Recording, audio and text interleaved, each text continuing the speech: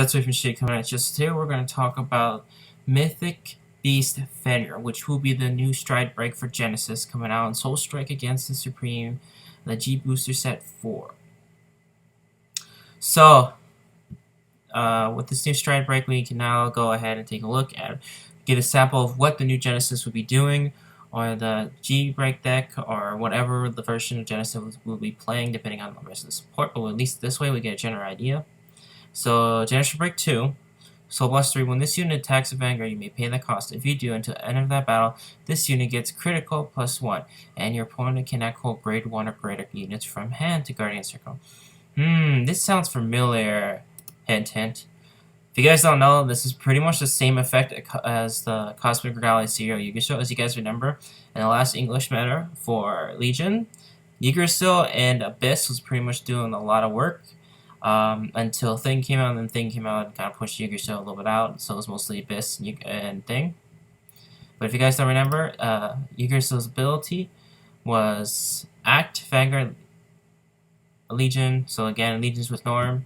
So this is Norm here. Go over the effect real quickly. When this unit is put in the drop zone from your soul, if you choose one of your Vanguards with Regalia and its name, and that unit gains 5k to end of turn. So it's going for a big power boost. So the effect for this one is Auto Vanguard, Soul Blast 6. When this unit attacks Vanguard, if this unit is in Legion, you may pay the cost. If you do, this unit, until end of battle, this unit gets critical +1, and your opponent cannot call grade 1 or greater units from hand to Guardian Circle. And then Auto Vanguard when this unit attacks the Vanguard. If you have another unit in the middle column, this unit gets 3k. So you'll attack in Legion, you'll be attacking for 23k with Growing Maelstrom and a crit. Similar to this, except for this one's cost is a little bit cheaper. It'll be 3 Soul Blasts compared to 6. So it's a little bit easier to get this 3 compared to the 6. So as you guys notice, it doesn't require any kind of certain Vanguard Regalia unit to be able to Legion and to use its effect. So you don't have the Legion Soul Blast 6 Regalia units and stuff like that. So it's very good, or you don't have to have another unit with Regalia in its name in the middle column to get that boost. But if you're Legion, you're going to have it anyways. But you do have to have it for Norm, but Norm's dealable. You can go ahead and just ride into her when you Legion, and you go big power boost. But so the difference really is that the fact that this one by itself will be attacking for 11k, and with a crit in there, so they can just give you a 10k for 2 pass, which they probably will, if you didn't have a boost. Well, by itself, you can still be attacking for 23, because you will be in Legion to get the effect, and you will send 4 cards to your deck. To go ahead and re-thicken your deck, so that way you don't deck yourself out.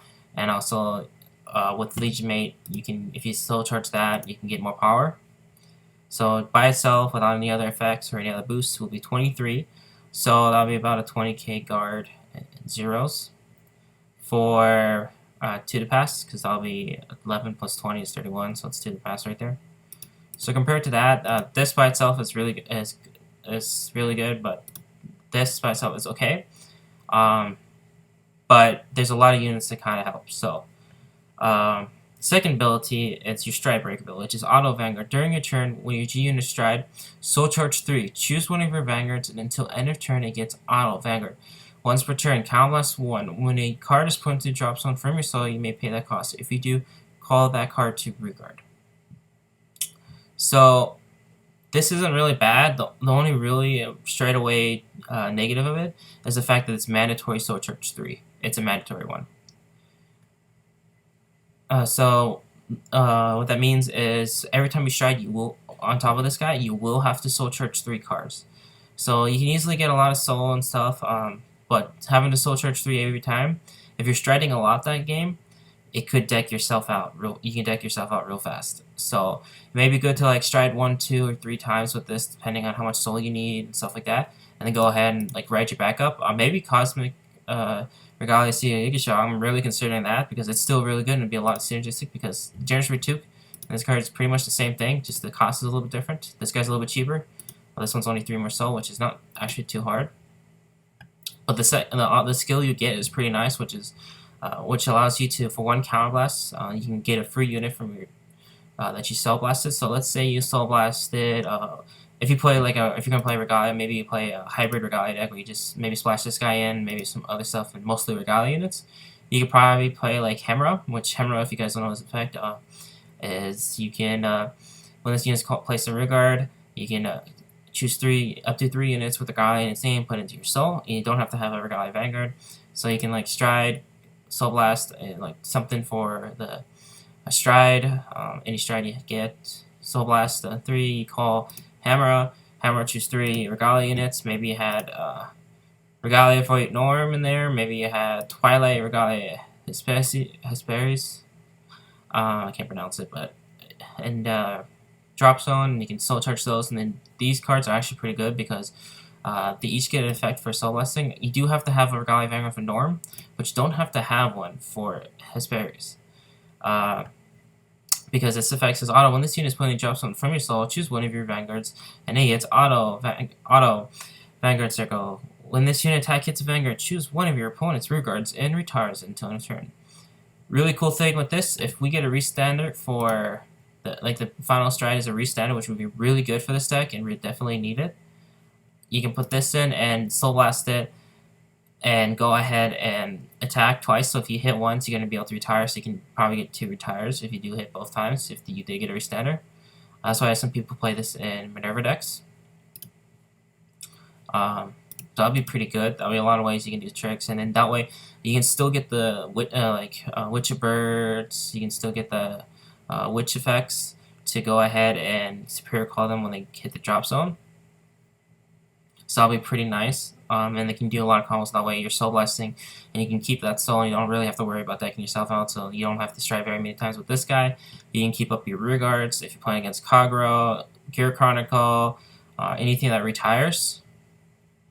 And it's kind of not bad against like Joker, I guess, because you can keep yourself an empty field, let your opponent go ahead and use up the strides or use the material, and then you can just go for 1 turn soul blast and get rear guards pretty quickly and stuff like that. So it's not too bad.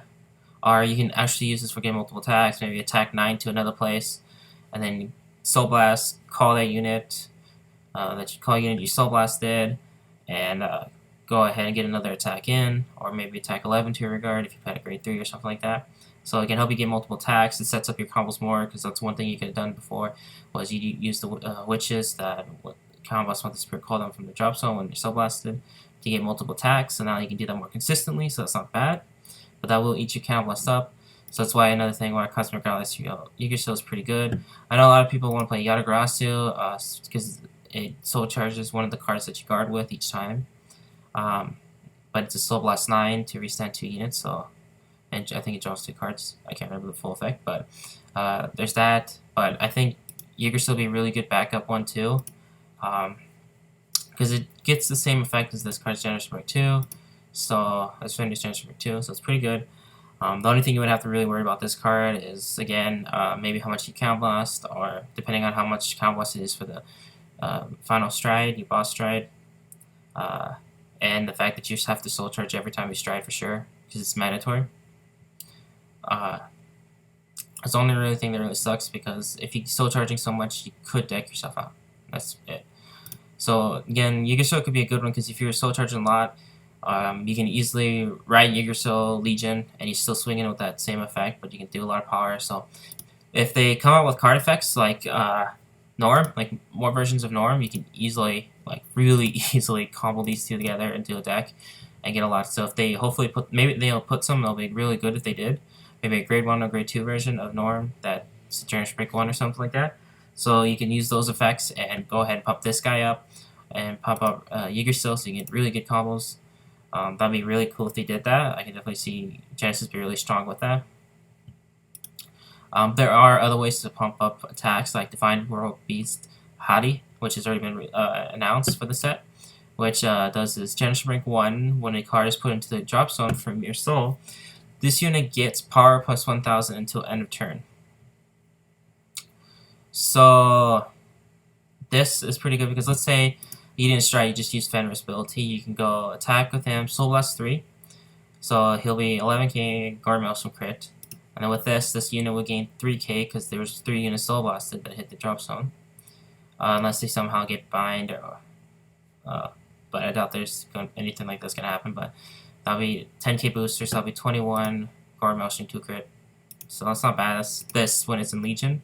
But if you had Yggdrasil when you're in Legion and you Soul Blasted 6 with Heidi behind him, that'll be a 23 by itself without anything like Norms or any other cards that give power. That'll be 23 plus another 13 because you will be Soul Blasted 6. So it'll be 7 plus 6, that's 13. So it'll be swinging for 36 pretty easily. So 36 again will be a lot of shield. That'll be at least 3 for 1 to pass, because that'll be 11. That'll be 41. There'll be 3 10k guards for 41, so that'll be 1 to pass. And then for 2 to pass, that'll be 45, so that'll be 3 10k guards, 1 5k, but no pass will be 4 10k guards. So that's one thing right there. Like, there's that big power boost there that can make it really good. So you can easily make powers, and then we already have the Stride from Fighter's Collection, which gives 2 units 5k when you Soul Blast 3 during the Act Vanguard Soul Blast 3. It gives 2 of your rear guards 5k power. So again, you can have these guys on the field, Soul Blast 3, make these guys 10ks, and then they give another 5ks, it'll be 15k boosters, and then you can call the other units that you Soul Blasted with his effect from the drop zone, so that'll be pretty cool. So that's one thing to keep an eye on. Is like this deck right now, it looks like Genesis will be a power deck where it creates a lot of power, and you can super call units pretty easily. So that's a pretty good counter to Shadow Paladin, because you'll be able to super call units pretty easily, and put in something like Yggdrasil that doesn't counter less would be pretty good. Another thing is you can put with the starter leather warning lighting. This effect is the new starter that's already been announced for the set, which is Forerunner, of course, Generous Break 1, put the student into your soul, choose one of your vanguards until end of turn. It gets auto Vanguard once per turn. When a card not named leather warning lighting is put into the drop zone from your soul, call that card to your guard circle. So again, if you didn't say Road Yggdrasil, you can put the unit into soul and give it the ability that you would get from this guy, except for not soul charging. And let's say you had Hammer on soul, you can go ahead and call that Hammer out and then soul charge 3 Regalia units. So that's a pretty cool combo. I believe these two effects should be able to stack since his is different. You should be able to use his Stride Break, put him into soul, and then call 2 rear guards. So that'll be pretty good. So it'll be a countless 1, get 2 rear guards. That's pretty decent. And then also, since there's a lot of units to get effects when they Soul Blast, and you have already the Stride Break to call units, and you have Starter to call units, you can go ahead and run stuff like Regalia Fate Norm, Twilight, Regalia Hesperus, and Hammer in the deck. So that way you can start soul charging those, so you don't really have to focus on any of the units that soul charge from deck. So that way you can keep going ahead and using your effects, and you can get other effects, or you can just maybe stack the Regalia's Fate Norm into your into your soul, and keep those saved up. So then, boom, surprise, Yggdrasil, attack and swing for big numbers. That's one cool thing. And then Twilight Regalia Hesperus. This is really good. Splashball doesn't require you to have a Regalia Vanguard. It has Regalia Insane, so it's a plus again. You can put that Hammer on the deck, so you can put like 4 Hammer, 3 Hesperus, 4 Norm. So you can easily get start soul charging that stuff, because Hammer doesn't require a Regalia name. It just requires Regalia units that you soul charge from the drop zone. So that way, again, you don't deck out real easily. And this will allow you to go ahead and retire an opponent's unit when you attack hits. So if that gets a restander, you can retire 2, but if it doesn't have a restander, you can at least retire 1. And then you can reuse the effects and stuff over and over again. So that's pretty nice, because that way you don't have to really play the witches. Witch support, so that way like Witch of Birds, Chamomile, and Melissa, you don't have to play those two to be able to maximize on Superior Calling, because you'll have this Vanguard Stride Breaker skill. So that's one way you can play. So I can easily see Regalia's getting played again real quickly.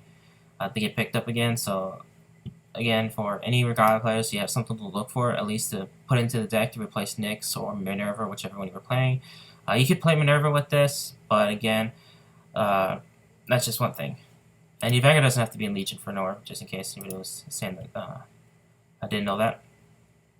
So, in my opinion, it's really good. It's definitely really good, but we have to see how if we get units that like build up power, like when they're soul blasted, like you can give a Genesis Break 1, when this unit's soul blasted, give Vanguard 5k or give a unit 5k. That would be great. That'd be really good, because then we can see Fenrir and Yggdrasil get a lot of play, and this deck can actually be really competitive again.